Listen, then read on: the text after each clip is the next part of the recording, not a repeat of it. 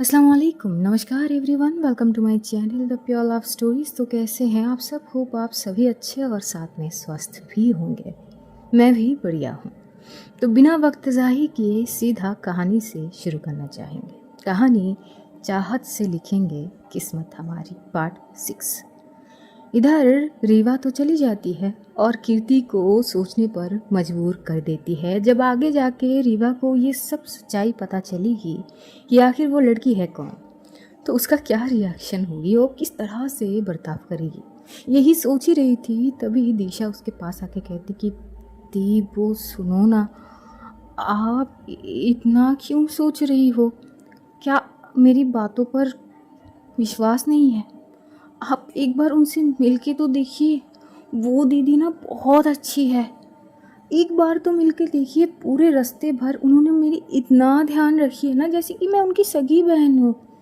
और बस ये सुनते ही कीर्ति अपने भौरों को थोड़े से तिरछा करके देखती है। तुम अपना मुंह बंद रखोगी? और तभी समीर और विकी भी बोलने लगता है। विकी अब तक समीर से सारी बात सुन चुका था। विकी तो कीर्ति को घूरते हुए देख के ही बोल पड़ते, क्यों कीर्ति? मतलब हमारी लगाने के लिए पूरी तामझाम कर लिया ना तूने? हाँ, ये बता देना, कौन सी जन्म का बदला ले रही है? मैंने क्या बिगाड़ा तेरी? हाँ बोलना। कीर्ति थोड़ी फ्रस्ट्रेशन में आके ही विकी को घूरने लगता है। बोलती अपना मुंह ना बंद कर। अरे मुझे क्यों सुना रहा है? मुझे खुद नहीं पता था। जब इसको लेके रूम में आए, फ्रेश वगैरह हुए, देन सडनली वो उस लड़की के बारे में बताने लगी और साथ साथ अचानक उसकी नाम भी, कि उसकी नाम आयात शेख है।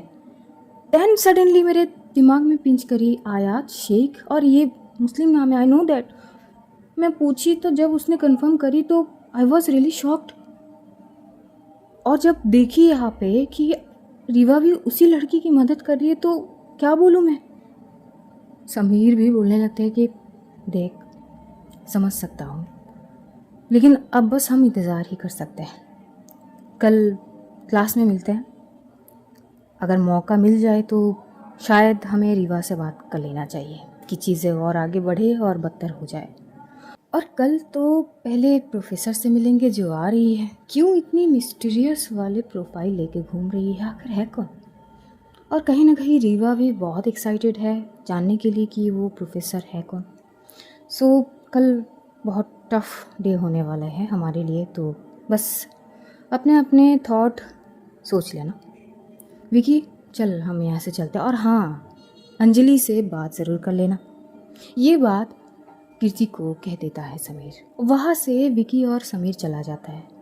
रीवा तो चली जाती है अपने घर। रीवा जैसे ही पहुँचती है घर पर, तो वहाँ पे जो हॉल एरिया थे, बैठे हुए थे उसके पापा और उसके भाई आर्यन, और आर्यन का पिता जो रीवा के चाचा जी थे।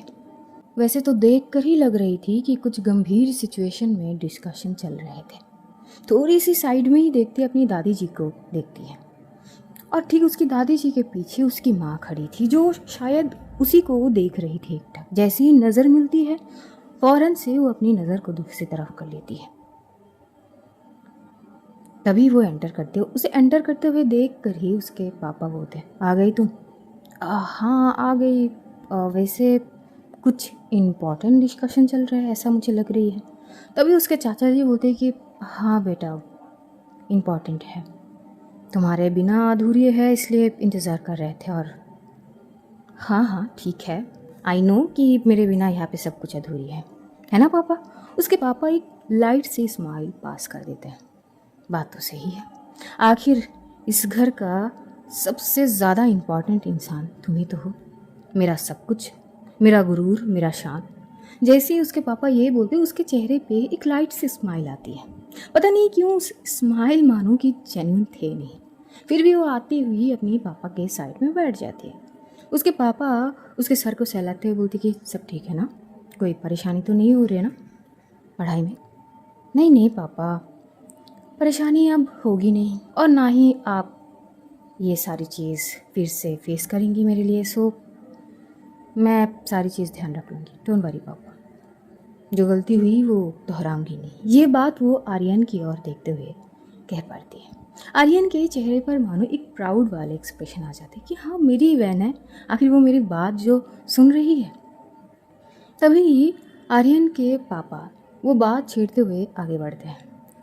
वैसे रीवा बेटा, हम सोच रहे हैं कि आर्यन का शादी करवा देते हैं। वैसे भी उम्र तो हो ही गया है, और वैसे भी इसने अपने आप को साबित करने में इतना वक्त गंवा दिया कि अब मैं कोई उम्मीद रख नहीं सकता इसके ऊपर। ये बात सुनते ही आर्यन के चेहरे पे डिसअपॉइंट नज़र आ ही जाते हैं। तभी खुद रीवा की माँ थोड़े से साइड आके बोलने लगती है, पर भाई साहब आप ऐसे कैसे बोल सकते हैं, और अभी कितनी ही उम्र हुई है उसके, बस रीवा से 2.5 साल बड़ा ही तो है, उतना भी उम्र नहीं हुआ है। और जब तक आप उसको मौका नहीं दोगे तो वो खुद को साबित कैसे करेंगे। कम से कम उसे एक और मौका देना चाहिए आपको खुद को साबित करने के लिए। ये बात सुनते ही पता नहीं क्यों रीवा खड़ी हो जाती है। अब वो घूरते हुए पीछे अपनी माँ को देखती है। हाँ, बस इसी की इंतज़ार कर रही थी मैं। मुझे पता ही थी कि आप बीच में ज़रूर बोलेंगी। आखिर बात भाई की जो है, फिर चाहे आप मेरे हिस्से में ना बोले, पर भाई के लिए आप ज़रूर बोलेंगी, as I expected from you. खैर, भाई की ज़िंदगी है, जो भाई चाहे वैसे ही सही। रीवा के पापा रीवा की तरफ देखते हैं और बोलते कि क्या हो गया, शांत हो जाओ तुम। रीवा बस चुप से फिर से बैठ जाती है। तभी रीवा के पापा आर्यन से पूछते हैं, तो फिर बेटा क्या करना चाहते हो। आर्यन थोड़ा चुप हो जाता है। थोड़ी देर बाद वो बोलने लगता है कि बड़े पापा, मुझे थोड़ा सा वक्त चाहिए। तभी आर्यन के पापा गुस्सा हो जाते हैं, और कितना वक्त चाहिए तुम्हें, हाँ?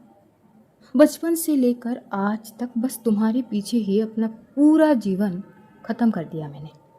जब से तुम्हारा माँ गुजर गया है तब से लेकर आज तक बस तुम्हारे ही पीछे पूरे ज़िंदगी नाम कर दिया, बस एक ही आस में कि एक दिन मेरा बेटा मेरे साथ साथ खुद का नाम भी रोशन करेगा। पर हुआ क्या है?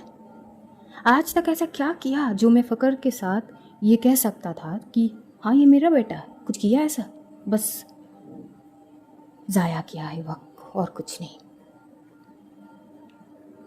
तभी उनको रोकते हुए रीवा के पापा बोल पड़ते हैं, बस शांत हो जाइए, उस पर कोई दबाव मत डालिए, जब वक्त आएगा तो वो खुद को संभाल लेगा।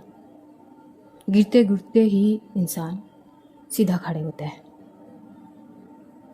वहाँ पे एक अजीब सी सन्नाटा छा जाता है। आर्यन उठ जाता है, उठते हुए पोलाइटली वहाँ से माफ़ी मांगते हुए चला जाता है, थोड़ा सा सर झुकाते हुए, और यहाँ रीवा भी उसके पीछे पीछे जाती है। आर्यन जैसे ही कमरे में जाकर बेड पे बैठता है तो रीवा ठीक उसके सामने आके खड़ी हो जाती है। क्या वाया भीना, don't act like a your kid, सच में बड़े हो गए हो, अब क्या ऐसे मुंह बना कर बैठ गए आप, चिल ना। अरे चाचा जी का तो ये रोज़ाना है, ऐसा कोई दिन होता है क्या जो आपको सुनाते नहीं हैं? कम ऑन, आपका आदत हो जाने चाहिए ना। जैसे ही रीवा ये कहती है ना, आर्यन के आंखें उसकी ओर है थे।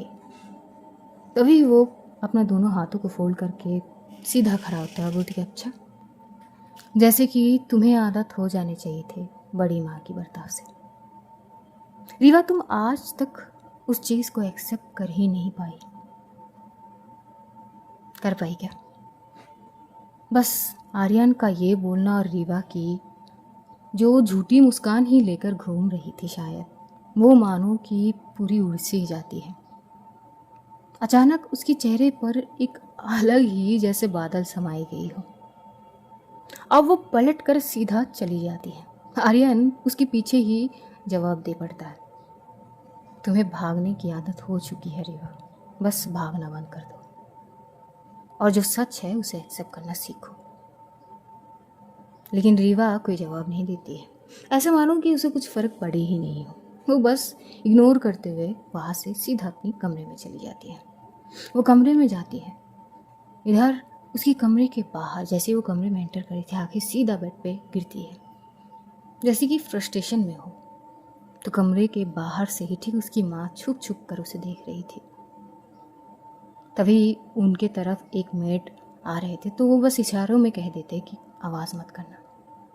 उनके हाथ में कुछ थे और वो मेड के हाथ में दे देती है, ये थोड़े से उसे जाके दे आओ, वो पी लेगी तो उसे अच्छी लगेगी। Sure ma'am. वो मेड जाके पहले दरवाज़ा नॉक करती है तो रीवा बिना देखे ही बोलती कि आ जाओ, क्या चाहिए अब। मैम वो जूस। रीवा उठ के बैठती है और जूस वो पी लेती है। बस ग्लास को देते हुए बोलती कि अब दोबारा शक्ल मत दिखाना, निकल जाओ कमरे से। वो मेड चुप से निकल आता है। अब ऐसा उसका बर्ताव रेगुलर बेसिस के तौर पे सभी के साथ थे तो वाकिफ थे कि वो किस तरह से बर्ताव करती है। बढ़ते हैं दूसरी तरफ। विकी और समीर के जाने के बाद दिशा और कीर्ति एक दूसरे से बात करते हैं, लेकिन अचानक कीर्ति को लगती है कि एक बार शायद आयात से वो लड़की उनसे बात करनी चाहिए, जबकि रीवा ने खुद कही है कि पता करो वो कौन है, उस स्टूडेंट के बारे में डिटेल्स। तो अगर डिटेल्स जाननी हो तो उससे ही पूछेगी। तो पहले तो सोचती है कि जाएगी कि नहीं जाएगी। फिर वो दिशा को बोलती है कि वैसे चलो, तुम जिसकी बात कर रही थी एक बार मिल के आते। दिशा तो खुश हो जाती है। सच में ना, मैं यकीन के साथ कह सकती हूँ दी, एक बार उनसे बात करके देखिए, वो बहुत स्वीट है। वो मैं खुद ही तय कर लूँगी, अब चलो। इतना खुश तो तुम मेरे ठीक से बर्ताव करने पर भी नहीं होती हो। दिशा थोड़ी स्माइल पास करते हुए फिर वो दोनों बहनें ही जाती हैं। आयात जो है वो कमरे में जाती ही थोड़ी बहुत फ्रेश हो लेती है पहले तो, और वो अपनी माँ को कॉल करती है, क्योंकि उसने कही थी कि वो हॉस्टल में जाती ही कॉल बैक करेगी। वही होती है, एक रिंग होती है, फिर दूसरा और तीसरी रिंग पे फ़ोन रिसीव होती है, आगे से थोड़ी ही रूडली। তো তোমার সময় হয়ে গেছে আসলে, তোমার মাথায় চলছেটা কি? তুমি কি আমাকে বলতে পারবে? তুমি তোমার খালার এখানে না যেয়ে তুমি হোস্টেলে করছোটা কি? I need a perfect explanation. তুমি আসলে করতে কি চাচ্ছ? थोड़ी सी रूड आवाज़ सुनते ही आयात पहले तो थोड़ी सांस ले लेती है। शायद आगे कुछ स्ट्रॉन्ग चीज़ें वो बोलने जाएगी जिसे सुनते हुए उसकी माँ को भी अच्छी नहीं लगे।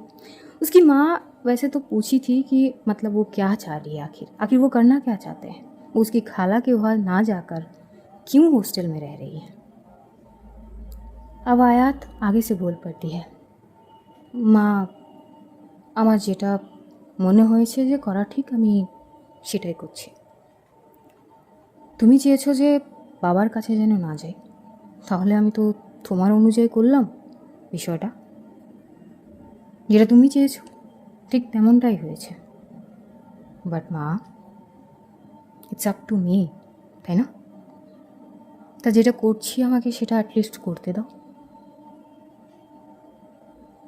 ये सुनती हुई उसकी माँ थोड़ी सी चुप हो जाती है। आयात ने पलटकर यही कही है कि उसकी माँ के अनुसार ही वो यहाँ पर आई है, देखा जाए तो, क्योंकि उसकी माँ ही नहीं चाहती थी कि वो अपने अब्बू के पास जाए और उसे उसके हिसाब से करने दिए जाए। वो यही बोली है अपनी माँ को।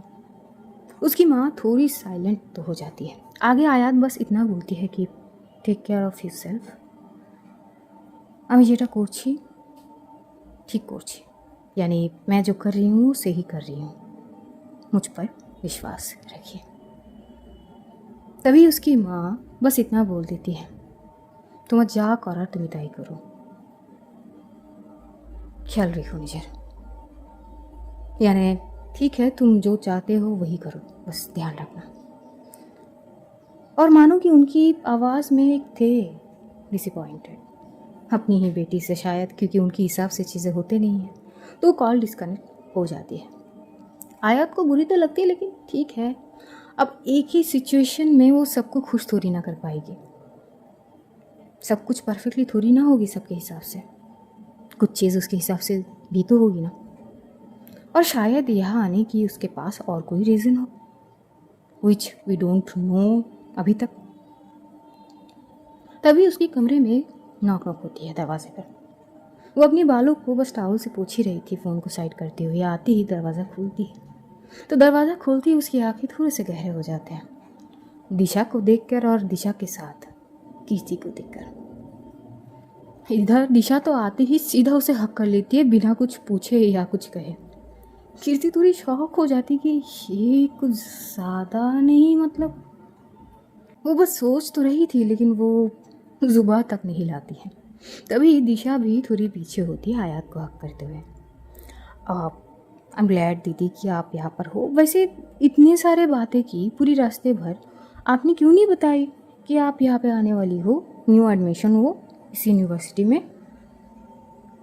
तभी जो आयात थी वो बस थोड़ी सी मुस्कुराहट के साथ ही दिशा को जवाब देती है, तुमने मुझे मौका कहा दी बोलने की। दिशा थोड़ी सी हंसते बोलती कि क्या दीदी, मैं इतनी भी नहीं बोलती हूँ, आप ऐसे कैसे बोल सकते कि मैंने मौका नहीं दी। आयात थोड़ी सी नॉर्मल टोन में ही कहती कि आई यू श्योर कि तुम ज़्यादा नहीं बोलती हो। I really doubt about that कि तुम नहीं बोलती हो उतना। दिशा बस थोड़ी सी हंस देती है। हाँ, अगर आप बोल रहे हो तो शायद मैं बोलती हूँ। तभी कीर्ति बोलती है कि हेलो, वेलकम, मैं कीर्ति मेहरा। तभी आयात बोलती है कि हाय, नाइस टू मीट यू कीर्ति। तभी कीर्ति मानो कि आयात के बोलने से पहले ही खुद बोलते हैं, और तुम आयात शेख। आयात थोड़ी सी आंखों को गहरे करते हुए बोलती कि जैसे कि तुम्हें मेरे नाम पसंद नहीं आए। इसमें कीर्ति कुछ नहीं बोलती, लेकिन वो बोलती कि नहीं, अच्छे नाम है, ऐसी कोई बात नहीं है। वैसे तुमने बताया नहीं कि तुम कौन से ईयर में या कौन से क्लास में हो। आयात बिना जवाब दिए ही बस इतना कहते हैं, वेल तुम दोनों अंदर आ सकते हो। अब जो एक्सप्रेशन थी आयात के चेहरे पर, उसे देखकर कीर्ति कुछ क्षण के लिए सोचने पर मजबूर हो ही जाती कि थोड़े से डिफरेंट वाइब्स आती है इससे, पता नहीं क्यों। आखिर ये है कौन। वो बस देख ही रही थी एक टक आयात को। एक्चुअली वो बस समझने की कोशिश कर रही थी आयात के एक्सप्रेशन से, उसके मूवमेंट से, लेकिन शायद उसके लिए ये नामुमकिन थे। वो लोग बैठते ही कीर्ति जो है वो अपना तरीका आजमाती है आयात के बारे में पता करने की, थोड़े से फ्रेंडली बात करने की कोशिश, और ये जानने की कि आखिर आयात यहाँ पे क्या कर रही है, न्यू एडमिशन और कौन से क्लास कौन से ईयर में है। बस थोड़ी सी डिटेल्स जैसे कि रीवा ने कही थी।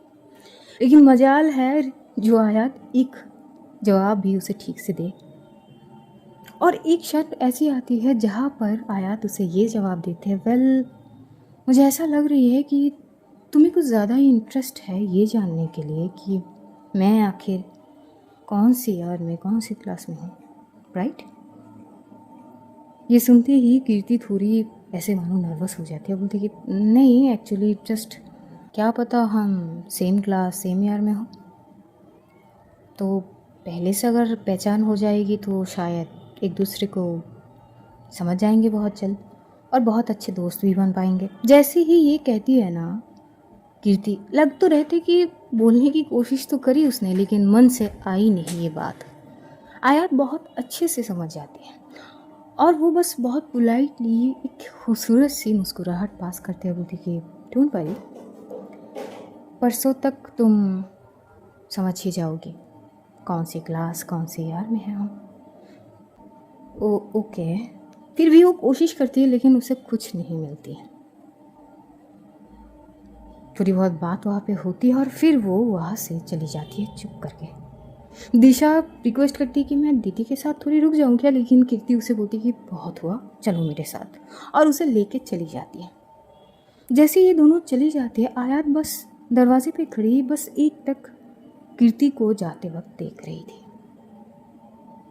वैसे कुछ तो थे, कीर्ति मानो कि वो ऐसी वाइब दे के गई है जैसे कि कुछ पता करने ही आई है वो।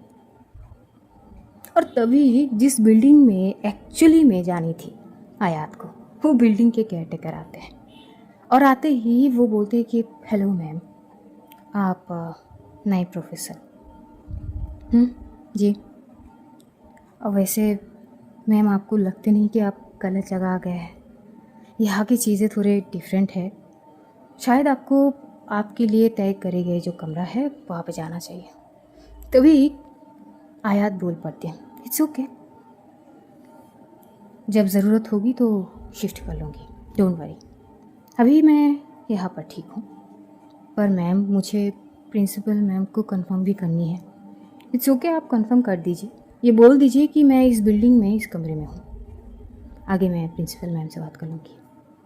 मैम, आप पक्का श्योर हो कि आपको इसी रूम में रहनी है?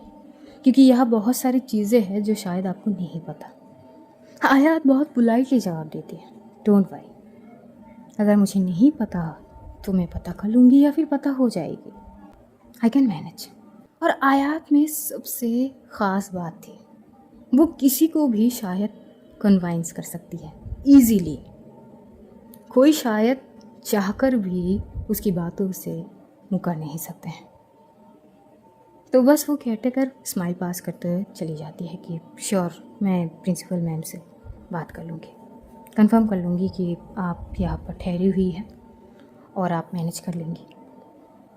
हाँ, और आगे फिर भी कुछ चीज़ें हो तो मैं मैम से बात कर लूँगी, यही आयात कहती है। फिर वो दरवाज़ा बंद कर लेती है। वो कॉल करती है महर को, फिर थोड़ी सी बात वो अपने अब्बू से करती है। ऐसे ही बस वक्त बीते रहे थे। इधर कुछ ही घंटे बाद प्रिंसिपल खुद कॉल करते हैं आयात को। एक्चुअली वो भी जानना चाहती थी कि वो आखिर ये क्यों करे। आयात ने बस इतना कही कि मिल गई, वैसे मैं ढूंढ रही थी, अभी तक यहाँ सब कुछ नॉर्मल ही है, अभी तक रूम शिफ्ट करने की या एक्सचेंज करने की नौबत नहीं आई है। बट उससे पहले ma'am, I have to ask something. Principal ma'am थोड़ी सी चुप होकर बोलती है कि अच्छा, क्या तुम रीवा के बारे में पूछना चाह रही हो? जैसे कि प्रिंसिपल मैम पहले से भाप ली हो। आयात थोड़ी सी मुस्कुराकर कहती है कि नहीं, वहाँ पे कुछ बात होती है और फिर वो कॉल डिस्कनेक्ट कर देती है। एज इट इज़ उसे कल थोड़ी देर के लिए जानी पड़ेगी कुछ डॉक्यूमेंट्री चीज़ें कंप्लीट करने के लिए। तो वो ये कंफर्म कर देती है कि वो जाएगी और वो डॉक्यूमेंट फिलअप करके आ जाएगी, फिर परसों जाके वो ज्वाइन करेगी। बात यहाँ तक ही सीमित रहती है।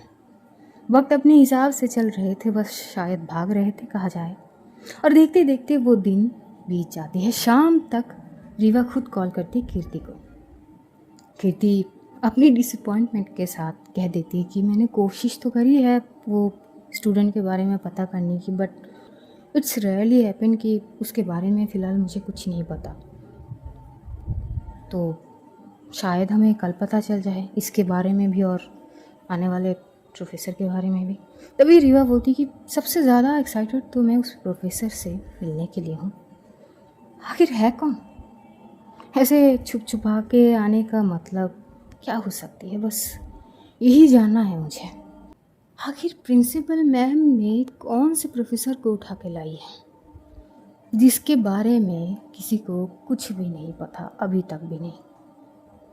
आखिर है कौन वो शख्स? क्या इतनी मिस्टीरियस है उसमें जो उसके बारे में रीवा अभी तक पता नहीं कर पाई है।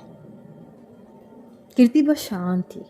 वो तो अपनी ही उलझन में थी कि जब रीवा को पता चलेगी सच्चाई तो क्या होगी। और रीवा को भी महसूस हो जाती है कि कीर्ति जो है वो उसका ध्यान कहीं और है। तो वो बोलती कि क्या हुआ, तुम मुझे ऐसे वाइब्स क्यों दे रही हो कि ज़बरदस्ती मेरी बातों को सुन रही हो? नहीं, एक्चुअली ऐसी बात नहीं है, मैं कुछ और सोच रही थी। कुछ और क्या? ज़्यादा कुछ नहीं, बस ऐसे ही थोड़ी चीज़ें हैं। देख कीर्ति, अगर कुछ बॉदर कर रही है तो अभी बोल सकते, कोई और परेशानी तो नहीं है ना? नहीं नहीं रीवा, ऐसी कोई बात नहीं है, और अगर कुछ चीज़ें हो तो मैं ज़रूर तुझे बताऊंगी, डोंट वरी। तभी रीवा बोलती कि चलो ठीक है, फिर कल मिलते हैं। कीर्ति बस हामी भरती है और उसके बाद रीवा अपनी तरफ से कॉल डिस्कनेक्ट कर देती है। और देखते देखते ना वो रात बीत जाती है। अब आयात की चीज़ें जैसी थी, जो दूसरी बिल्डिंग के केयरटेकर थी वो प्रिंसिपल मैम के दिए हुए इंस्ट्रक्शन के अनुसार ही आयात के लिए खाने की ठीक से इंतज़ाम कर लेती है, वैसी होती है। और कहीं ना कहीं शायद आयात भी खुद को प्रिपेयर कर रही थी प्रोफेसर के तौर पे, कुछ रिसर्चिंग वगैरह, कुछ नोट लिस्ट करती है। और वैसे ही पूरी रात बीत जाती है। शायद उसे भी थोड़ी सी वक्त चाहिए थी खुद के लिए।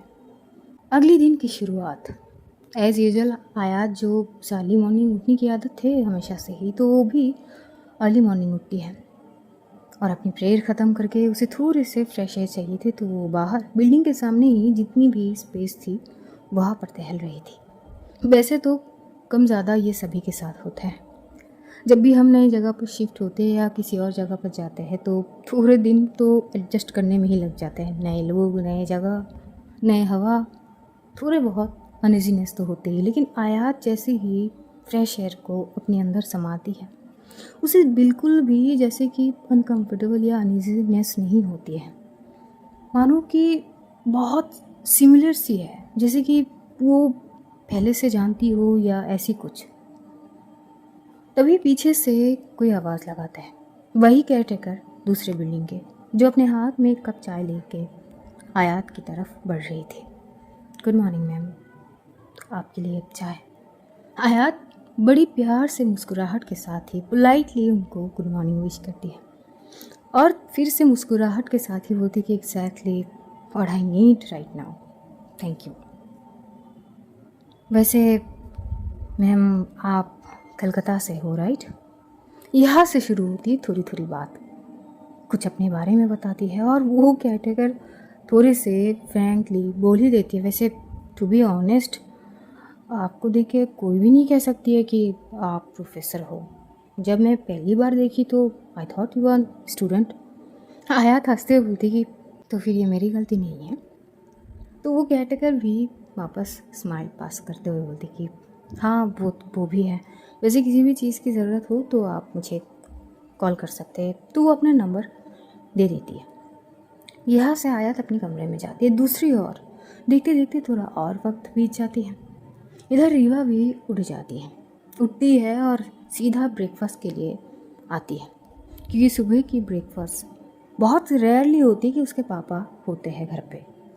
सुबह होते ही वो अपनी पार्टी ऑफिस में चले जाते हैं और जब जब उसके पापा घर पे होते थे तो बस रीवा को और क्या चाहिए थे, वो बस अपने पापा के साथ बैठ के आराम से ब्रेकफास्ट करती और ढेर सारी बातें। आज भी जब वो अपने पापा के आवाज़ सुन लेती है तो बहुत खुश हो जाती है और भागते हुए पहले तैयार वगैरह हो लेती है और भागते हुए जाती है। ब्रेकफास्ट टेबल पे उसके पापा बैठे हुए थे, मानो कि बस आज उसी के लिए ही वो इंतज़ार कर रहे हैं। रीवा बेहद खुश थी और वो जाते ही सबसे पहले उनको हक करती है। गुड मॉर्निंग पापा, क्या बात है आज आप नहीं गए? सोचा कि आज तुम्हारे साथ ब्रेकफास्ट करते हैं, आ जाओ। वो तो शौक थी, उसके पापा के पास भला इतने वक्त भी कहाँ से आ गए। वो बड़ी शक की निगाहों से अपने पापा को देखते हैं। ये दोनों ही जाके टेबल पे बैठते हैं ब्रेकफास्ट करते हुए।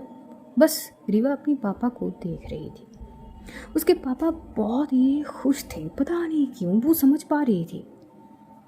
और तभी उसके पापा उसकी ओर देखते बोलते कि तो अब क्या चाहिए तुम्हें? स्ट्रेंज, पापा क्या हुआ है?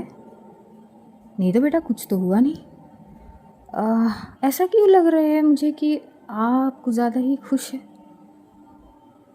हाँ ये सच है कि मैं कुछ ज़्यादा ही खुश हूँ। दरअसल कुछ प्रॉब्लम हो रहे थे मेरे पार्टी में, पर तुम्हारी कुछ चीज़ के कारण ऐसे मानो कि चीज़ें आसान हो गया मेरे लिए। अब रीवा थोड़ी सवाल भरी नज़रों से अपने पापा को देखती कि भला ऐसा क्या किया है उसने। तभी उसके पापा अपना फ़ोन से एक न्यूज़ दिखाने लगते हैं, जो रीवा देखते ही थोड़े से चुप सी हो जाती है। न्यूज़ वाले जो एक न्यूज़ कैप्चर करते हैं, वहाँ पे ज़्यादा सीन तो नहीं थे, बस एक सीन में थोड़ा सा चीज़ थी कि रीवा जो है वो किसी से थोड़ी रूडली बर्ताव करके कार की छीन लेती है और वो कार को लेकर चली जाती है। एंड उसके बाद सडनली अगले सीन में दिखा जाता है कि वो कार एक हॉस्पिटल के बाहर। जब वहाँ के कुछ लोग पूछताछ करते हैं, कुछ मीडिया, तो पता चलता है कि रीवा किसी को लेकर हॉस्पिटल में आई थी जो क्रिटिकल सिचुएशन में थे, कह सकते हैं। बस मिनिस्टर की बेटी ने इतना बड़ा काम किया है और उसका खबर फैले ना, ऐसा हो सकता है क्या? बस वही चीज़ शायद रीवा के पापा के लिए थोड़ी बहुत मदद हो ही गए थे। थोड़ी नहीं, इसे बहुत बड़ा कह सकते हैं। मतलब समझो कि उनके तो जय जयकार हो रहे थे, मिनिस्टर की बेटी ये कर दिया। मतलब कितनी अच्छी इंसान है, कितना भला इंसान है जो अपनी जिसकी बेटी ऐसी होगी। वैसे उनके लिए तारीफ़ों के पुल बांधे जा रहे थे। जो भी स्ट्रगल कर रहे थे उनके पार्टी में चीज़ों को लेकर, वो एक ही क्षण में मानो सॉल्व हो जाते हैं, जिससे रीवा के पापा हद से ज़्यादा खुश थे। अब रीवा को समझ आई, अच्छा तो बात ये है, लेकिन वो थोड़े से भी इंटरेस्टेड नहीं थे इस चीज़ में। उसके लिए बहुत नॉर्मल थे। अच्छा सही है फिर, चलो कम से कम इस बहाने आपको थोड़ा वक्त मिला है। हाँ हाँ, तो शुक्रिया। वैसे चाहिए क्या तुम्हें, ये तो बोलो। रीवा थोड़ी हंसते हुए बोलती कि कुछ नहीं चाहिए, और बस उधार समझ लो, ये आप जब भी मुझे कुछ चाहिए होंगे मांग लूँगी आपसे। याद रखिए देने पड़ेंगे, एनीथिंग, जो भी मांगोगी। डील पापा? उसके पापा हंसते हुए उसके सर पर सहलाते हैं, डील। बस ऐसे ही आगे बढ़ो, मुझे बहुत खुशी होगी, जैसे आज मुझे बहुत प्राउड फील हो रहा है। रीवा बस एक लाइट से स्माइल पास करते हुए ब्रेकफास्ट वगैरह करने के बाद वो वहाँ से निकल जाती है आर्यन के साथ। आज वो बाइक लेके नहीं जाती, वो कार लेके ही जाती है, वो भी प्रोटोकॉल के साथ। और कहीं ना कहीं जो तारीफ़ें हो रहे थे, वो जो न्यूज़ के वीडियो थे उसके पापा ने उसे दिखाए थे, वहाँ पर आयात की कुछ भी नहीं थे, बस कुछ ही सीन थे जब वो वहाँ पहुँची उस जगह पर। और वो सीन जब वो उस ड्राइवर से थोड़ी बहुत आर्ग्यूमेंट कर रही थी, फिर वो कार की कीज छीनना और कार को लेकर एकदम से स्पीडी से बढ़ जाने की एक सीन, और दूसरा सीन हॉस्पिटल के ठीक बाहर ही वो कार खड़ी हुए थे, एक साइड पर रीवा खड़ी थी अपने दोस्तों के साथ। यही सीन थे और कुछ भी थे नहीं वहाँ पे। बस वो यही सोच रही थी कि बाकियों की सीन कहाँ, वो लड़की की कोई भी सीन है ही नहीं। बस वो सोच ही रही थी कि आर्यन के आवाज़ से उसके सोच मानो थोड़ी देर के लिए पॉज हो जाते हैं। लगता है आज कोई तो बहुत ज़्यादा खुश है, और कहीं ना कहीं बड़े पापा भी बहुत खुश हैं। आज तो रीवा ठाकुर जो भी मांगेगी सब मिल जाएगी। क्यों? तभी रीवा थोड़े से आर्यन की ओर देखते बोलती कि tell me something which I don't know. आखिर रीवा ठाकुर हूँ, वैसे भी मेरे पास सुनहरा अवसर होने की ज़रूरत है ही नहीं। मैं खुद ही अपने मौके को सही वक्त के अनुसार ही मैनेज कर लेती हूँ, जैसे कि आपको पहले से पता है ना भाई? आर्यन जो है वो थोड़ा सा मुस्कुराहट पास कर देता है। तुम कभी नहीं बदलोगे ना भाई? बदलना क्यों है? क्यों आपके बहन आपको ऐसा अच्छे नहीं लगते? आर्यन थोड़ा हंसते बोलते कि अब जैसा भी हो तो मेरे बहन ही, मुझे कोई दिक्कत नहीं है इसमें। बस थोड़ी बहुत अपनी हरकतों पर, हाँ हाँ मैं समझ सकती हूँ आप क्या बोलने की कोशिश कर रहे हैं। कभी कभी लगती है कि आप माँ की तरह बोली बोलते हैं। आर्यन थोड़ा पॉज हो जाता है। कुछ ही क्षण बाद यूनिवर्सिटी के गेट से होते हुए दो गाड़ियों की सिलसिला आगे बढ़ रहे थे, और ठीक थोड़े ही दूर जाके एक एक करके रुक जाते हैं। ठीक उसी जगह पर खड़े समीर, विकी, अंजलि, कीर्ति और कीर्ति के साथ दिशा, जैसे कि उनको बस पता ही हो कि किसी भी क्षण रीवा आने वाली है। और एग्जैक्टली वही होती है। बड़ी डैशिंग तरीके से रीवा कार से उतरती है, अपनी मुस्कुराहट भरी चेहरे को लेकर मस्त चमक रही थी। जैसे ही वो कार से उतरती है तभी आर्यन थोड़ा सा सीरियस होके बोल पड़ता है, अपना ध्यान रखना, और किसी भी चीज़ का ज़रूरी हो या लगे तो बस याद कर लेना। वो थोड़ी सी मस्ती मूड में ही कहती है कि भाई मुझे कभी कुछ नहीं होगी और ना ही कोई मुझसे पंगा लेंगे, so don't worry, I will be totally fine. ये बात सुनते हुए आर्यन थोड़ा हंसकर ही कहता है, इसी बात का डर है, मुझे डर तुम्हारे लिए नहीं बल्कि औरों का है। और यही बोलते हुए वो थोड़े से आँख मारते हुए वहाँ से गाड़ियों के साथ ही टर्न लेकर चले जाते हैं। रीवा थोड़ी हंस पड़ती है।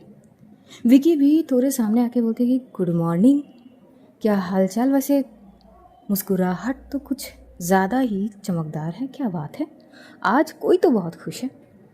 तभी रीवा बोलती कि ऑब्वियस सी बात है, खुश तो हूँ मैं, तो आज की खुशी में पार्टी मिलेगी क्या? रीवा थोड़ी सीरियस लुक में विकी को देख लेती है। विकी एकदम से थोड़ा सीरियस होकर बोलते कि आई एम जस्ट किडिंग, मजाक कर रहा था, इतना सीरियस होने की क्या बात हो गया भला? तभी रीवा उसके माथे पर टपरी मार के बोलती है, कितना डरता है रे तू, हाँ? इतना अगर डरता है वो भी मेरे साथ होकर, सीरियसली? अगर मेरे साथ है ना तो वो खौफ रखो कि इंसान देख के भी डर जाए। विकी बोलते कि यार इतना चार्मिंग शक्ल लेके डरावना कैसे बनूं मैं? इस बात पर कीर्ति थोड़ी सी हंस लेती है। Are you serious guys? तभी सभी के सोच को रोकते हुए रीवा आगे बोलती है और वो सीधा देखती है कीर्ति को, और उसका सबसे पहला सवाल यही थी, कीर्ति उस स्टूडेंट के बारे में कुछ पता करने के लिए कही थी ना? कौन है, कहाँ से है, कुछ डिटेल्स? कीर्ति थोड़ी सी चुप सी हो जाती है और अपनी आंखें थोड़ी सी नीचे कर लेती है। तभी रीवा बोलती कि अब ये मत कहना कि तुमसे हुई नहीं, सीरियसली? मतलब ये पहली काम होगी जो तुम नहीं कर पाई होगी। तभी कीर्ति बोलती कि सॉरी, एक्चुअली पहले तो उसके बारे में कुछ पता नहीं है, तो अगर वो आज आ जाए तो वैसे भी हमें मैन्युअली पता चली जाएगी कि कौन सी क्लास में है। तभी रीवा भी चुप हो जाती है। अब ये सारे बढ़ रहे थे आगे, और जैसे स्टूडेंट इन सभी को देखते हैं, इनके ग्रुप को, तो थोड़े से सब उनसे दूरी ही बनाते हैं। किसी के इतनी हिम्मत नहीं होती कि इनके सामने जाके कुछ बात करे, बस इनसे जितना हो सके उतना दूर रहो, उसी में भला है, यही सोच है। ये लोग आगे बढ़ते बढ़ते बस एक साइड में जाएंगे कि तभी मालविका मैडम को देख लेती है रीवा, और वो बड़ी पोलाइट तरीके से उनके पास जाती है, थोड़ी सी भागते हुए, हेलो मैम, गुड मॉर्निंग। आज की उसकी बोलने का तरीका को देख के ही मालविका मैम बेहद ही पोलाइट तरीके से कहती है, गुड मॉर्निंग, शायद आज कोई खुश है? रीवा थोड़ी सी हंस कर बोलती कि हाँ, कह सकते हैं। वैसे सुनी थी कि आपकी तबीयत ठीक नहीं है, तो अब आप बेहतर फील कर रही हैं? ये बात सुनते ही उनके आंखें थोड़े से बड़े हो जाते हैं। ओह, तो रीवा ठाकुर को किसी की परवाह हो रही है? It's not like that ma'am, कहीं ना कहीं इस ज़माने में एक आप ही तो हो। ये बात सुनते ही मालविका मैम थोड़ी सी हंस पड़ती है, कितनी मजाक करती हो तुम, मतलब एक पल में खुश करके भी एकदम से सारी खुशी निचोड़ के निकाल दो। रीवा बस उनको आँख मारते हुए बोलती कि अब मैं तो वैसी हूँ, अब आप सोच लीजिए कि यहाँ से सच क्या है और कौन सा जोक ऑफ पार्ट है। By the way, take care of yourself ma'am, फिर भी मिलेंगे दोबारा ज़रूर। और यही बोलते हुए वो साइड से होकर अपने दोस्तों के साथ मस्ती करते करते सबसे पहले कैंटीन की तरफ जाते कि थोड़ी से कॉफ़ी की स्वाद लेके फिर जाएंगे लेक्चर की वहाँ पे।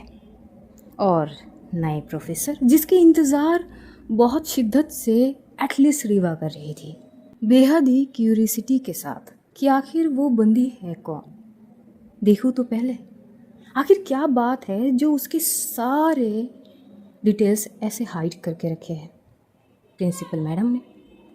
अब देखते देखते वहाँ से कुछ क्षण और बीत जाती है, लगभग साढ़े 11 बज चुके थे। ये लोग ऑलरेडी एक लेक्चर ले चुके थे जो इम्पोर्टेंट थे, ऑब्वियस सी बात है, और उस दौरान भी कहीं ना कहीं पूरी क्लासरूम को एक बार अच्छे से देख तो लेती है रीवा, उसे वो नई स्टूडेंट नज़र ही नहीं आती है। तभी वो कीर्ति की ओर देखते हुए बोलते कि क्या वो हमारे बैच में ही है, आई मीन हमारे क्लास में, या जूनियर है? तभी विकी बोल पड़ता है सीनियर भी हो सकता है, अगर हम फर्स्ट ईयर है तो सेकेंड ईयर में हो सकती है ना, सेम एज की है ना, तो हो सकता है कि वो सेकेंड ईयर में हो। तभी समीर बोल पड़ता है कि शानी वो हमारे सीनियर? वेल, अगर वो सीनियर भी हुई तो क्या, हम भी सीनियर ही हैं, हालांकि एक साल रिटर्न वापस आए हैं, otherwise it doesn't matter at all, I think so. अब कीर्ति की मन में तो बहुत सारी चीज़ें थी कि पता नहीं वो लड़की कहाँ है क्या है। तभी रीवा वो जैसे ही फर्स्ट लेक्चर की चीज़ें ख़त्म हो जाती है वो उठती है और बोलती है बोर हो गई, चलो थोड़े से अब विज़िट कर लेते हैं पूरा क्लासेस की। देखो तो सही वो समाज सेविका कौन सी क्लास में है। विकी एक बार कीर्ति को देखता है तो एक बार समीर को, और इधर अंजलि वो सबको नोट कर रही थी कि बात क्या है, सब ऐसे और से बर्ताव क्यों कर रहे हैं, कुछ तो गलत है। और बस ये लोग एक क्लास से दूसरे क्लास, दूसरे क्लास से तीसरे, ऐसे करके के हर एक क्लास में ये लोग जा के देख रहे थे। और कहीं ना कहीं आधे वक्त पर ही रीवा जो समीर को भेजती है, थोड़ा जाके देखो आखिर वो नए प्रोफेसर की एंट्री हुई कि नहीं। अगर हो गई तो मुलाकात करना ज़रूरी भी तो है, हम भी तो देखना चाहेंगे कि है कौन। समीर बोलता है कि हाँ एक बार चेक करने जाता हूँ मैं। और हम चलते हैं वो समाज सेविका आखिर है कहाँ, क्या वो आई नहीं। कीर्ति बोलती कि मुझे तो नहीं पता, हाँ हम तो निकल गए थे टाइम पर। ओके चलो ढूंढ ही लेंगे, मेरे नज़रों से बच के कोई जा नहीं सकते वैसे भी। बस ये लोग घूम ही रहे थे और उसके ठीक कुछ देर बाद ही वह आयात पहुंचती है। वो जो डॉक्यूमेंट्री कुछ काम थे उसी को करने के लिए प्रिंसिपल मैम के बुलाने पर वो गई थी। जब वो मेन गेट से होते हुए एंटर करती है, सिंपल सी ड्रेस पहनी थी जीन्स के साथ, बस जैसे कुछ, और वो बहुत प्यारी लग रही थी। बस एक दुपट्टे को अपनी गले पे थोड़ी बहुत एडजस्ट करते हुए हाथ में एक बैग थी और वो फ़ोन पता नहीं कुछ तो टाइप कर रही थी फ़ोन में या किसी को टेक्स्ट कर रही थी। ऐसे ही वो धीरे धीरे आगे की ओर देखते हुए बढ़ रही थी। उसकी जो अलग ऑरा थी ना, वो जो ग्लो थी उसके चेहरे पे, वो जो सिंप्लिसिटी थी उसका वॉइस ही अलग थी। वहाँ पे कुछ लड़के एक साइड पे जो आपस में बैठते हुए बात कर रहे थे। इधर विकी एक साइड पे खड़ा हो जाता है और अंजलि उससे सवाल कर रही थी, आखिर हुआ क्या है, तुम सभी इतने ऑड क्यों बर्ताव कर रहे हो रीवा के सामने, बताओ ऐसा कुछ है जो मैं नहीं जानती हूँ अब तक। जो विकी है वो थोड़ी देर के लिए कीर्ति की ओर देख लेता है और सवाल भरे नज़रों से शायद यही बोलने की कोशिश कर रहा था कि आगे क्या करे। अब यहाँ पे आयात जो थी वो एंट्री तो कर चुकी थी, लेकिन एग्जैक्टली प्रिंसिपल ऑफिस कहाँ है वो उसे थोड़ी ना पता थी। वो अपनी खाला को टेक्स्ट पे बात कर रही थी कि लोकेशन कहाँ पे, कहाँ से लेकर कहाँ जानी पड़ेगी, वही सारी चीज़ वो पता करते हुए बस एंट्री करती है। तभी कुछ लड़कों का नज़र सीधा आयात पर आ ही जाता है। अब वो थी इतनी प्यारी, उस पर नज़र ना चाहते हुए भी मानो चले ही जाते हैं। एक लड़का जो 3 लड़कों के साथ बैठ के थोड़ा बहुत हंस के मस्ती मजाक कर ही रहा था कि अचानक एक लड़का बस इशारा करके बोल देता है कि ये देख देख, शायद नई एडमिशन है, न्यू स्टूडेंट्स यू मीन, हाँ पीछे तो देख, हाय बड़ी खूबसूरत है। तभी वो लड़का थोड़ा सा पीछे मुड़ के देखता है और पीछे मुड़ के देखता ही वो पलट कर बस सीधा खड़ा हो जाता है और बस एक टक आयात को देखने लगता है। उसका चेहरा पूरा खिल जाता है आयात को देख के, स्माइल आ जाता है। तभी एक लड़का नोट करते हुए बोलती है, अरे क्या हो गया, दिल तो नहीं हार गया तू, पहली मुलाकात में कहीं लव एट फर्स्ट साइट तो नहीं हो गया तुझे, अरे अरे हमारी ओर देख तो सही। लेकिन वो लड़का नज़र हटा नहीं पा रहा था, बड़ी खतरनाक वाला स्माइल आ जाता है उसके चेहरे पे। अब वो बोलता है कि मैं अभी आता हूँ बस, अरे कहीं दिल का मामला सेट तो नहीं करने जा रहा तू, हाँ बस वही समझ ले। और वो सीधा जाके अचानक ही आयात के सामने खड़ा हो जाता है। आयात तो सडनली रुक जाती है, थोड़ी से सीरियस आवाज़ में ही कहती है, एक्सक्यूज़ मी। वो लड़का भी थोड़ा फ्लटी आवाज़ में बोल पड़ता है, एक्सक्यूज़, नई स्टूडेंट हो, कौन से क्लास में, एनी हेल्प, प्रिंसिपल मैम के वहाँ पे जाने होंगे, फिर डॉक्यूमेंट्री, बहुत सारी चीज़ें है ना, लेट मी हेल्प यू। आयात थोड़ी घूरने लगती है कि ये क्या सीन है। वो बस चुप थी और उसकी चुप रहने की जो चीज़ें हैं ना, उसका फेस जब सीरियस होती है तब वो और भी ज़्यादा खूबसूरत लगती है। और उसी पल अगर कोई शायद उसके गहरे आँखों की ओर देखेंगे तो शायद अपने होश भी खो सकते हैं। वो लड़का थोड़ा फ्लटी आवाज़ में आगे बोल पड़ता है, वेल, कितनी खूबसूरत हो ना तुम, नेचुरली ब्यूटीफुल। शायद इतनी खूबसूरत लड़की मैंने आज से पहले कभी नहीं देखी, मम्मी कसम। वेल, तुम प्रिंसिपल मैम के वहाँ पे जाना चाहोगी, राइट? तो क्या मैं तुम्हें उनके वहाँ तक लेके जा सकता हूँ? हाँ यार, वो उसकी मन में तो कुछ और ही चीज़ थी। वो बस अपनी दोनों हाथों को फोल्ड करके बस एक लुक उस लड़के को देख लेती है। वो लड़का मानो और भी फ्लर्ट करने लगता है। हाय हाय, ऐसे तो मत देखो, वैसे भी पहली लुक से हम घायल हो चुके हैं। अब ऐसे लुक दोगे तो पता नहीं क्या ही हो जाएगी, समझा कर। तो बोलो ना, क्या कर सकते हैं हम तुम्हारे लिए? इधर जो विकी और अंजलि एक दूसरे से बात करने लगे थे, तभी विकी, क्योंकि ये लोग सेकंड फ्लोर में थे, विकी का ध्यान अचानक यहाँ पे आते हैं। वो बात करते करते मानो कि एकदम से पॉज हो गया था, और ठीक उसी क्षण रीवा भी पीछे से आती है। वो एक क्लास में गई थी, वहाँ से वो सीधा आती है इन दोनों के पास और पूछती है, वेल, तुम लोग तो मेरे साथ थे, आखिर यहाँ पे चल क्या रही है अंजलि? अंजलि तो खुद पॉज हो जाती कि मुझे खुद नहीं पता, बड़े अजीब से बर्ताव कर रहे हैं सभी। खुद रीवा भी थोड़ी कंफ्यूज हो जाती कि इनके दिमाग में चल क्या रहे हैं। तभी वो सीधा विकी की ओर देखती है। विकी इतना डरता है ना रीवा की सीरियस लुक से। विकी तो बोलने लगता है कि अरे ऐसा ऐसा कुछ नहीं है। तभी वो मानो कि उससे बचने के लिए सीधा सामने की ओर दिखाता है, अरे मैं तो ये देख रहा था। क्या? ये देखना, वो क्या बोलती है तू उसको? तभी रीवा जैसे ही नीचे देखती है तो वो देख लेती है वहाँ पे हयात को। समाज सेविका? अंजलि बोलती कि समाज सेविका? कहा क्या? कौन से समाज सेविका? तभी विकी उसके माथे पे टपली मार के बोलती कि अपना मुंह बंद कर और सामने देख।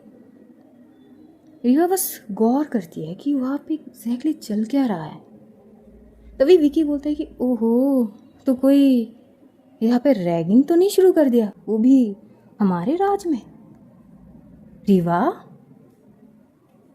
ज़रा देखनी पड़ेगी, आती हूँ। और यही बोलते हुए वो सीधा वहाँ से नीचे की तरफ जाने लगती है। नीचे से होते हुए वो सीधा ठीक आहिस्ता आहिस्ता उस लड़के के पीछे जाके खड़ी हो जाती है। एक्चुअली उसे सुननी थी कि एक्चुअली वो लड़का क्या बात कर रहा था ऐसा कि वो लड़की की फेस इतनी सीरियस हो गई या है। और उस वक्त वो लड़का बोल रहा था, वैसे खाने में क्या खाती हो तुम जो इतनी खूबसूरती निखर रही है तुम्हारी? हाँ, अरे बोलो बोलो, अरे कुछ तो बोलो। अरे ऐसे चुप रहोगे तो कैसे चलेगा, कम से कम मुझे हेल्प तो करनी दो। तभी क्या करती है रीवा, सीधा पीछे से उसका कॉलर पकड़ दिया और अपनी ओर घुमाता है। अच्छा, हेल्प करना है तुझे? अब रीवा, चलो शुक्र है मुझे तो पहचानता है तो, बट आई एम शॉक्ड, मुझे पहचानने के बावजूद भी और ये जानने के बावजूद भी कि मैं वापस आ चुकी हूँ, हिम्मत की दाग देने पड़ेंगे। हाँ, क्या कर रहा था, क्या कर रहा था? परेशान कर रहा था। और ये बोलते ना उसको एक दो लगाने लगती है। तभी वो लड़का थोड़ा चिढ़ जाता है, इनफ इज़ इनफ, क्या समझती है खुद को, मिनिस्टर की बेटी है तो कुछ भी कर सकती है क्या? हाँ, मत भूल मैं भी डीएसपी का बेटा हूँ। तभी रीवा अपनी दोनों हाथों को फोल्ड करती है और उस लड़के के शक्ल देख के जो इतना हंस पड़ती है ना ज़ोर ज़ोर से कि उसके सारे दोस्त और कुछ स्टूडेंट्स जो आसपास घेर चुके थे वो भी हंसते हैं। उस लड़के को बहुत इंसल्टिंग वाले फीलिंग्स हो रहे थे उस वक्त। अब वो बस बहुत गुस्से में बार बार बोल रहा था, बस बाप के नाम पे चलती है तू, वरना तेरा क्या पहचान, कम से कम मैं अपने पढ़ाई पे तो कुछ अच्छा खासा हूँ ही। और मेरे भी बाप कुछ कम नहीं है, डीएसपी का बेटा हूँ मैं। अच्छा, डीएसपी का बेटा? हाय, चुप गया ना? हाँ, ईगो पे ले लिया ना तूने। चल ठीक है, मान लिया बाप के नाम पे चलती हूँ तो चलती हूँ, क्योंकि मेरे बाप का नाम कुछ ज़्यादा ही फेमस है। तुझे क्या दिक्कत है? हाँ, बोल ना। वो लड़का थोड़ी देर के लिए पॉज हो जाता है। और डीएसपी, चल वो भी तो मेरे बाप के इशारे में ही चलते हैं। बोल कि ये सच नहीं है। और अगर सच कहूँ ना तो दिन में 10 से 15 बार तो तेरा बाप मेरे बाप के पीछे घूमता ही है। ये बात जैसे वो लड़का सुनता है, उसका सर थोड़ी देर के लिए झुक जाता है। और यहाँ पे इतने सारे आर्गुमेंट्स हो रही थी, आयात को ये सारी चीज़ कभी भी पसंद नहीं थी और ना ही उसे कोई सीन क्रिएट चाहिए थी। लेकिन यहाँ पे रीवा जिस तरह से चीज़ों को सीन क्रिएट कर रही थी, वहाँ कुछ सीन अलग थी। अब आयात को इतनी सारी चीज़ों के बारे में थोड़ी ना पता थी। इधर रीवा आगे बोल पड़ती है, और सुन ले, सबसे पहली बात, मुझसे और मेरे लोगों से जितना दूर रहेगा ना उतना ही तेरे लिए बेहतर है। आइंदा से मेरे लोगों से कोई पंगा लेने की कोशिश करा ना तो बेटा तेरे बाप के साथ साथ तेरा भी ना ट्रांसफ़र पता नहीं कौन से ज़िला में कर दूँ मैं। समझ आई? और अगर अब की बार मेरे सामने ऐसी सीन आई तो लिख के ले ले, तीसरी बार सामने आने की नौबत नहीं रखूँगी मैं। मुझसे और मेरे अपनों से दूर रहे। उसके बाद सडनली आयात की अल्फाज सीधा रीवा के कान तक, तुम्हारे अपने? Excuse me. ये बात सुनती ही रीवा थोड़ी सी चुप सी हो जाती है और वो पलटती है और सीधा देखती है आयात की आंखों की ओर। जब जब वो आयात की आंखों में देख रही थी, पता नहीं क्या थी, वो ज़्यादा देर तक देख नहीं पाती है। Not excuse actually, never mind. पहले दिन ही इतना लेट? आयात बस चुप खड़ी थी। वो जस्ट बोलती है कि एक्चुअली वो ये हाथ नहीं है, हाँ, जोर नहीं है शरीर में। ऐसे लड़के आके परेशान कर रहा है और तुम बस सीधा देख रही हो शक्ल। क्या वैसे तो समाज सेवा करने के लिए तत्पर रहती हो, या फिर कहीं तुम टिपिकल लड़कियों की तरह ये तो नहीं सोच रही हो कि फर्स्ट डे में यूनिवर्सिटी में किसी से टकराओगी, नज़र से नज़र मिलाएंगे, या फिर दूसरा सीन कि लड़का परेशान करेगा फिर तुम्हें एक प्रिंस चार्मिंग आके बचाएगा। उफ, सो फिल्मी ना।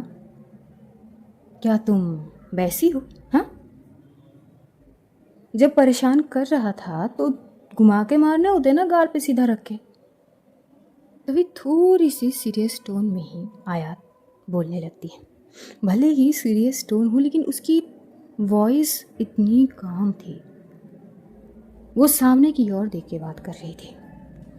जहाँ तक मुझे पता है ये पढ़ाई की जगह है, ना कि यहाँ पे सीन क्रिएट करना। रीवा थोड़ी घूरते बोलती कि एक्सक्यूज़ मी, ये तो वो कहावत हो गई, उल्टा चोर कुतवाल को डांटे।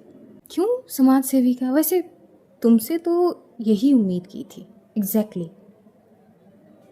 वैसे वो बात है ना, कहते हैं कि भलाई के लिए दिया साथ वही हो गई जहर वाली बात। बिल्कुल सेम वाइब्स दी तुमने मुझे। एक तो मदद की, थैंक यू के अलावा तुम मुझे यहाँ पे बातें सुना रही हो, और मैं रीवा ठाकुर मुझे सुना रही हूँ। I mean, are you serious? तभी आयात बोलती है, रीवा ठाकुर तो मैं क्या करूँ? होंगे तुम रीवा ठाकुर, इसमें मैं क्या कर सकती हूँ? पढ़ाई की जगह है, इसका रिस्पेक्ट करो और जो करने आए हो वो करो। और ना ही मैं उतनी कमज़ोर हूँ कि मैं खुद के लिए स्टैंड भी नहीं ले सकती। बस रीवा घूर घूर के देख रही थी। अच्छा, तो लिया क्यों नहीं? क्यों नहीं ली बताओ? कब से तो देख ही रही थी। ये बंदा बस बोल ही जा रहा था, और ये बोलते हुए उसके माथे पे फिर से वो मारने लगती है। तभी आयात बोलती कि इनफ, आई से जस्ट स्टॉप इट। ये तुम्हारा घर नहीं है, यूनिवर्सिटी है। इस जगह का रिस्पेक्ट करो। अच्छा, तो तुम बताओगी?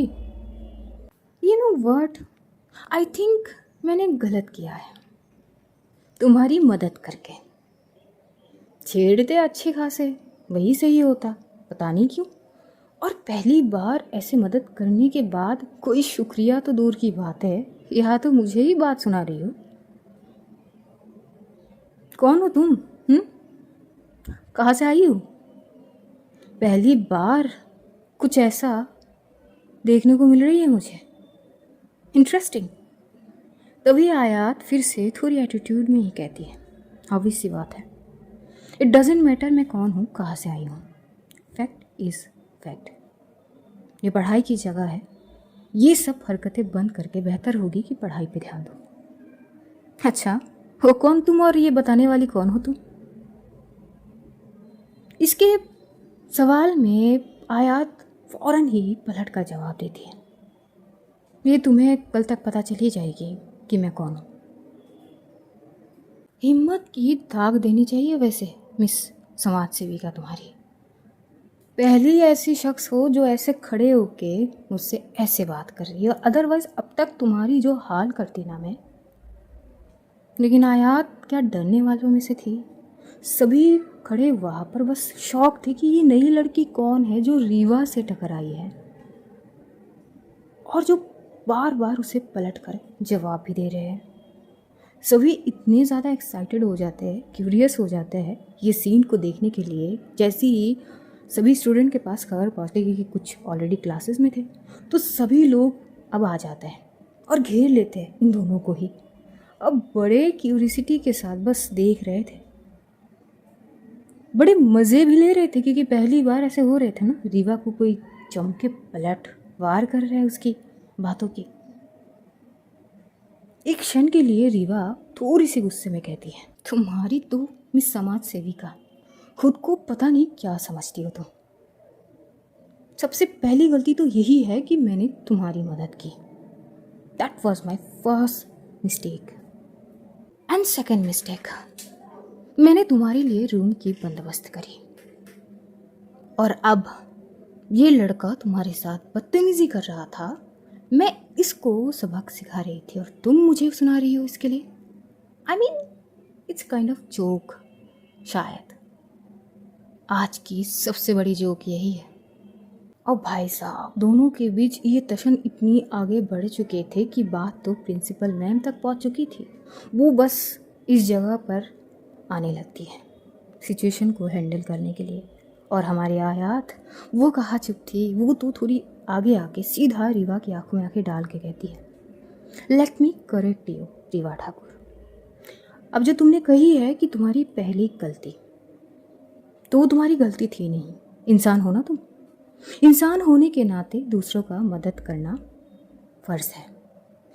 और एटलीस्ट उस समय में जो ऑलरेडी अपनी ज़िंदगी से खेल रहे हो, किसी भी क्षण कुछ भी हो सकते थे।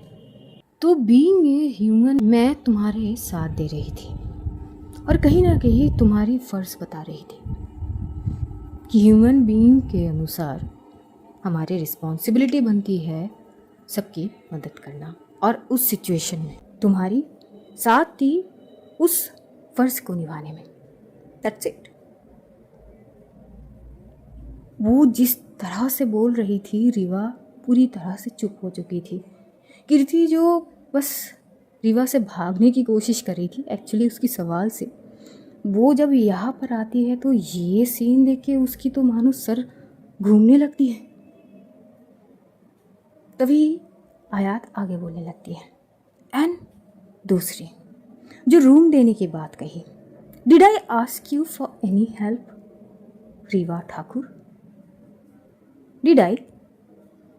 अब रीवा के पास कोई जवाब थी नहीं। बात तो सही है, उसने मदद थोड़ी ना मांगी थी, जो भी किया रीवा ने अपने हिसाब से किया। वो थोड़ी सी क्या पूरी पॉज हो जाती है।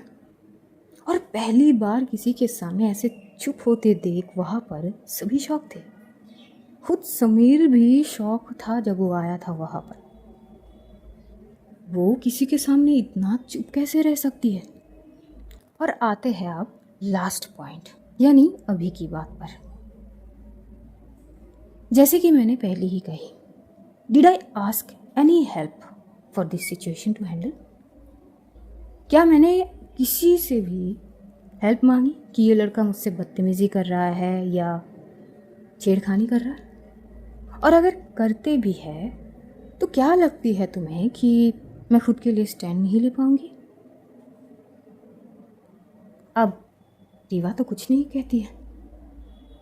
सो मिस रीवा ठाकुर, जो तुम्हारी चीज़ है नहीं उसमें उलझने की कोशिश तुम मत ही करो तो बेहतर है, और बेहतर होगी एक्चुअल में ध्यान पढ़ाई में लगाओ।